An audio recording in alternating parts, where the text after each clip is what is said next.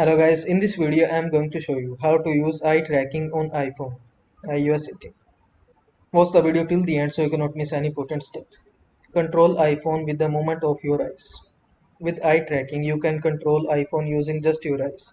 An on-screen pointer follow the movement of your eyes. And when you look at an item and hold your gaze steady or dwell, you perform an action such as a tap.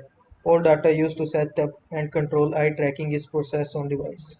Before you begin, eye tracking uses the built-in front-facing camera on iPhone. For best result, make sure that the camera had a clear view of your face and that your face is adequately lit. iPhone should be on a stable surface about a foot and a half away from your face. Eye tracking is available with supported iPhone models. Turn on eye tracking. For that, go to Settings, then go to Accessibility, then go to Eye Tracking, then turn on eye tracking. Then follow the on-screen instructions to calibrate eye tracking. As a dot appear in different locations around the screen, follow the movement with your eyes. Note: you need to calibrate eye tracking every time you turn it on. Use eye tracking. After you turn on and calibrate eye tracking, an on-screen pointer follow the movement of your eyes. When you are looking at an item on the screen, an outline appear around the item.